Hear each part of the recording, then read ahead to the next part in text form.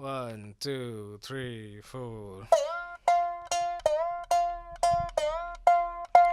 रे जनता ऊंच नीच के पापड़े में लड़ते पड़ते गोल, फिर भी बाज न आए बंदर बाट के झोल। संत मंत्री पुलिस कलेक्टर सभी खड़ा माडोल, ज्ञान में खोट न आए भारत एक मौज। हेलो नमस्कार दोस्तों, मेरा नाम है संजय राजौरा। एक बार फिर से आपका स्वागत है इस शो में जिसका नाम है भारत एक मौज। जैसा कि आप लोगों को भी पता है कि इस देश में मौजों की कोई कमी है नहीं, सिर्फ आपको अपनी आंख और कान खुले करके रखने हैं, ज़्यादा मेहनत नहीं करनी है, आपको मौज परोसी जाएंगी आपके सामने। तो इस बार जो मौज हमारे सामने परोसी गई टीवी के ज़रिए, अखबार के ज़रिए या सोशल मीडिया के ज़रिए, या जो कुछ हमने अपनी आंखों से देखा सुना, उनको इकट्ठा करके इस प्रोग्राम में आपके पास फिर से हाजिर हुए हैं, जिसका नाम है भारत एक मौज।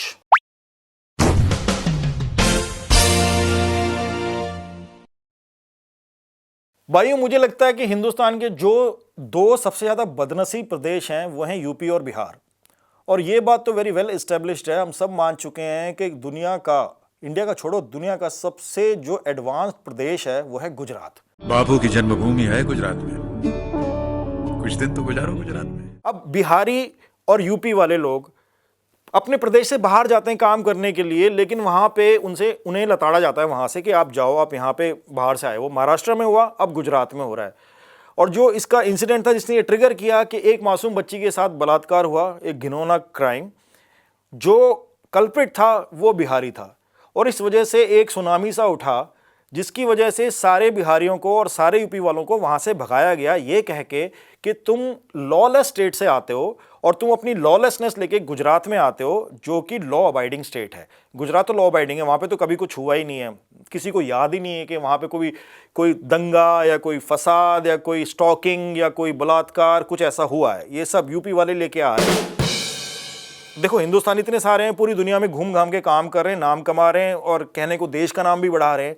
दुनिया के किसी मुल्क में कोई हिंदुस्तानी कोई क्राइम करता है और उस मुल्क का डोनाल्ड ट्रंप सारे हिंदुस्तानियों को लताड़ के वहाँ से निकाले कि तुम लॉलेस कंट्री से आते हो और यहाँ लॉलेसनेस लेके आ रहे हो, तुम भागो यहाँ से। तो ये बात कहाँ तक जायज़ है? जैसे कि कुछ साल पहले ऑस्ट्रेलिया में हुआ भी था। ऑस्ट्रेलिया में कुछ इंडियंस को ऑस्ट्रेलियंस ने पकड़ के पीट दिया और हिंदुस्तानियों ने शोर मचाना शुरू कर दिया, रेसिज्म रेसिज्म रेसिज्म, ऑस्ट्रेलियंस कितने रेसिस्ट हैं। उस वक्त ये भूल जाते हैं कि अपने ही मुल्क के अंदर अपने ही मुल्क के लोगों को एक स्टेट से भगाते हैं कि तुम बाहर जाओ, तुम बाहर से आए हो।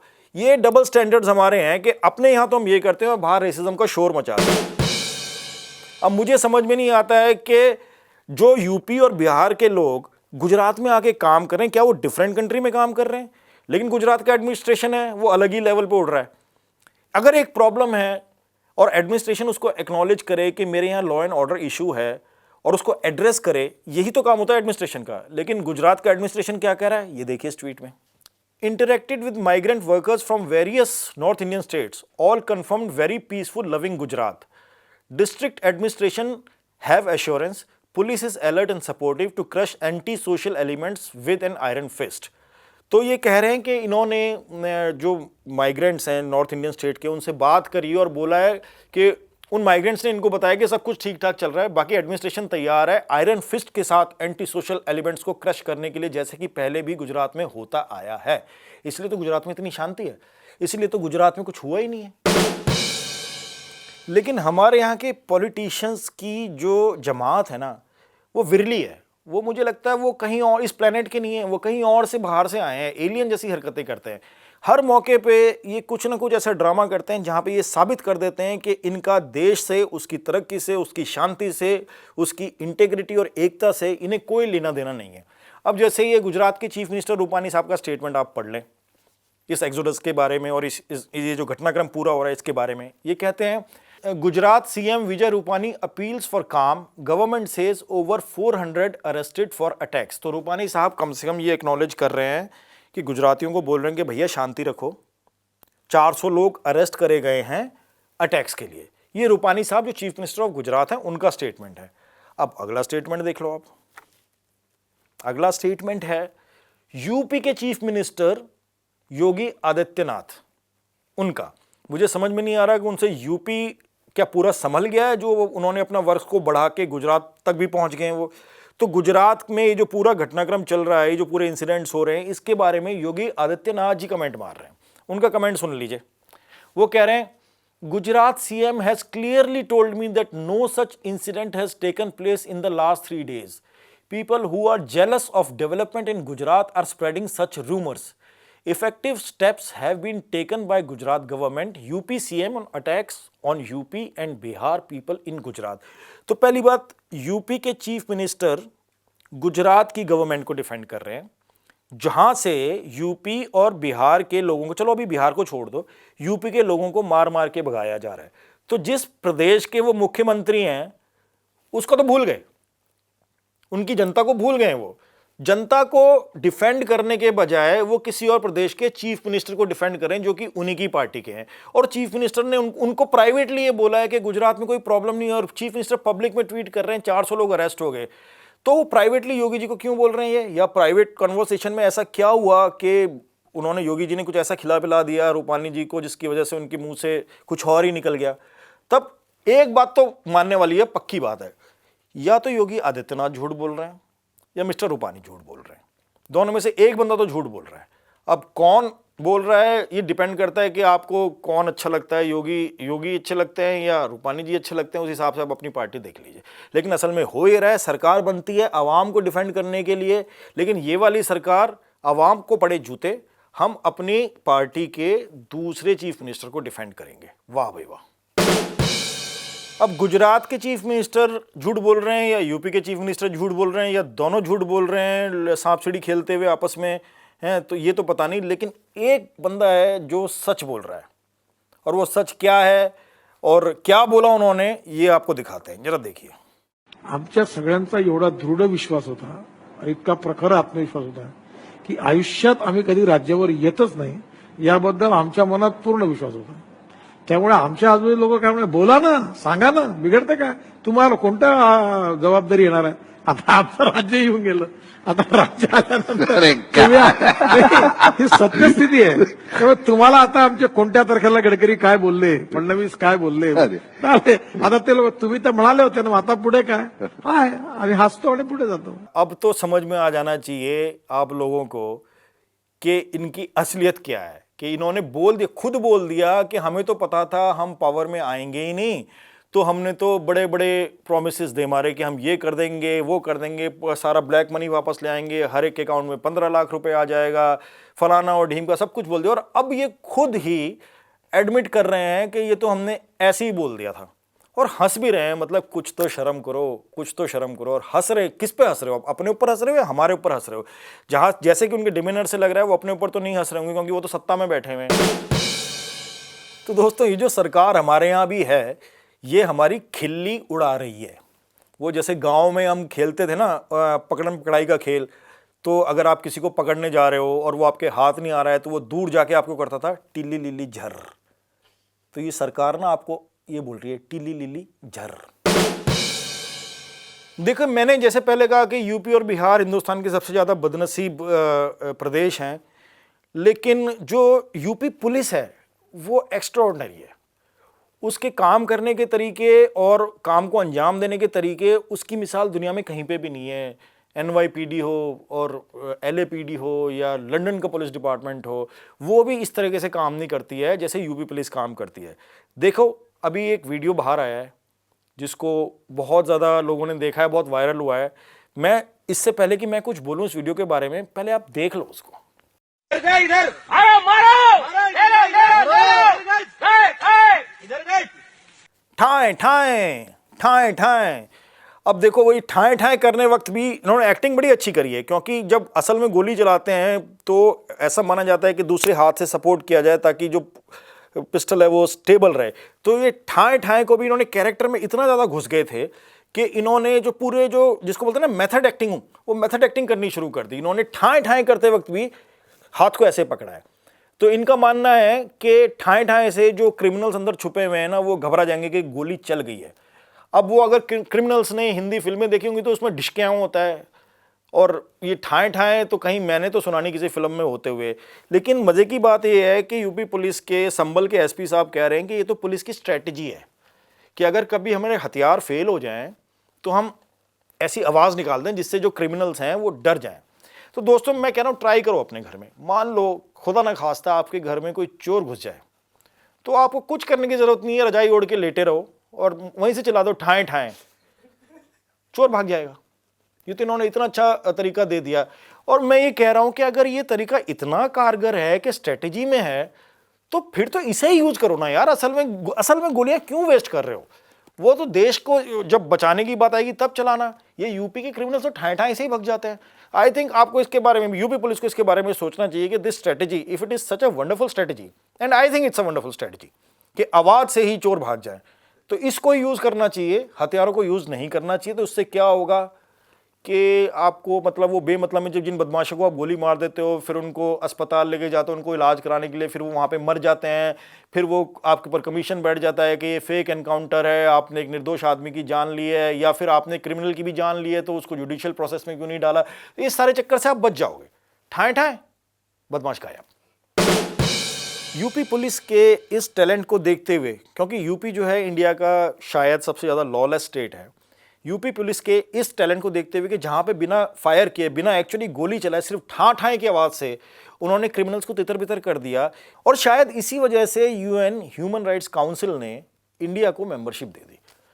अब मेंबरशिप दे दी तो कुछ लोगों ने ट्वीट करना शुरू कर दिया, क्योंकि आजकल लोगों की आदत यही है, बात बात पे ट्वीट करते हैं। तो इस बारे में क्या ट्वीट किया गया जरा देखते हैं। सबसे पहला ट्वीट हमारे प्राइम मिनिस्टर साहब का है और वो कहते हैं, For us, human rights and their protection are not merely phrases. They are articles of faith which we are continuously upholding. Whenever basic human rights have been denied, like during emergency, the people of India fought tirelessly and ensured democracy and human rights prevail.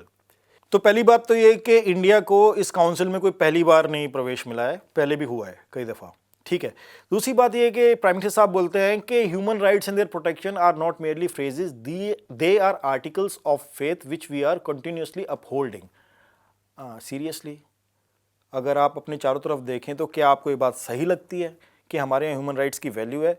अभी मैंने थोड़ी देर पहले आपको बताया था गुजरात में से उसी कंट्री के एक और स्टेट के लोगों को मार मार के भगाया जा रहा है। Is that what we call human rights? मेरे ख्याल से ह्यूमन राइट्स से ज़्यादा हमारे यहाँ काऊ के राइट्स हैं, क्योंकि अगर काऊ के साथ कोई वायलेंस होता है या उसके कोई परसीव भी किया जाता है कि ये बंदा गाय के साथ कुछ कर सकता है, तो पहले तो बंदा कुट जाता है और फिर पुलिस आती है और गाय को पहले गौशाला छोड़ती है और बंदा वहीं पे पड़ा रहता है या उसको साथ ले जाते हैं, वहीं पर रखते हैं जब तक गाय का इंतज़ाम ना हो जाए। और हम कह रहे हैं कि ह्यूमन राइट्स हमारे लिए आर्टिकल ऑफ फेथ हैं। सर जी, झूठ ऐसा तो बोलो ना जो हजम हो जाए, या फिर इतना झूठ बोलने के बाद कोई हाजमोला जैसी कोई चीज़ बना दो कि आपने एक झूठ बोला, हमने सुना और पटाख से वो गोली खा ली।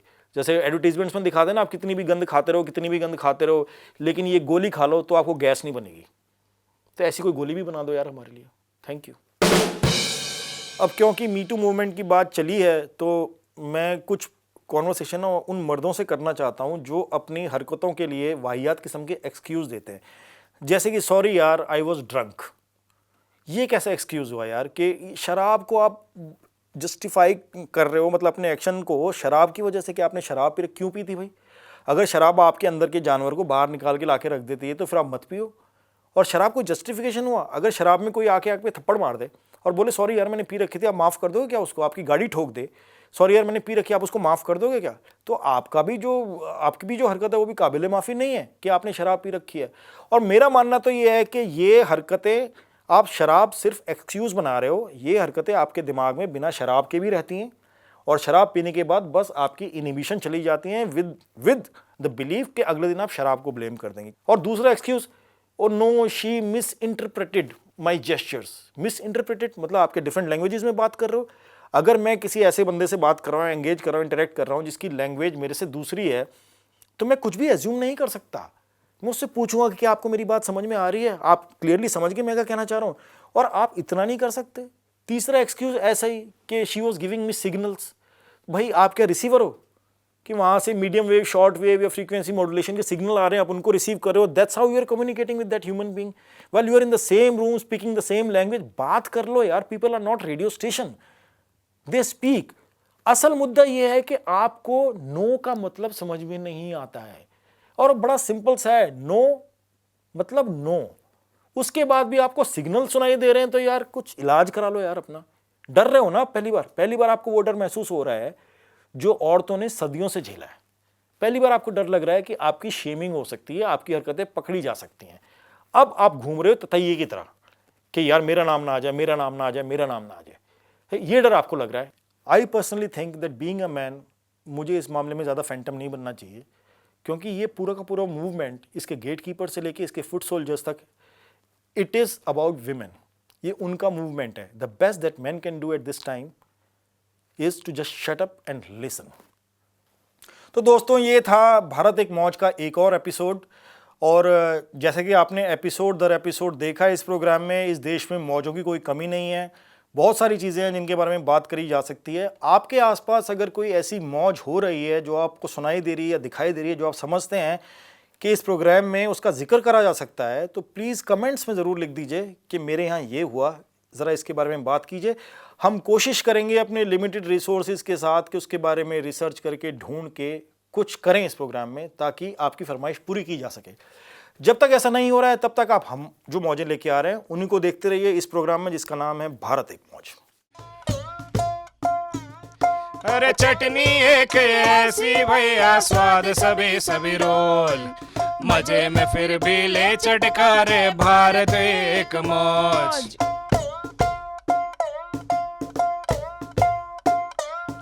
अरे चड्डी गई खजूर पे और मौसम हो गया है सोस, महाभारत के काल में हो गई इंटरनेट की खोज, पहलू कासिम अकबर मांगे जान के भिक्षा रोज, अरे काठ के उल्लू बन गए राजा, भारत एक मौज. अरे मन की बात करे हर संडे बिना किसी के रोक, आम नागरिक कुछ भी बोले, लो आ गई जन कीड़ों की फौज. अब देश में पढ़ना लिखना हो गया टैक्स पेयर पे बोझ, पर कावड़ियों पे फूल की चादर, भारत एक मौज. अरे भारत एक मौज, अरे भारत एक मौज, अरे भारत एक मौज, अरे भारत एक मौज. अरे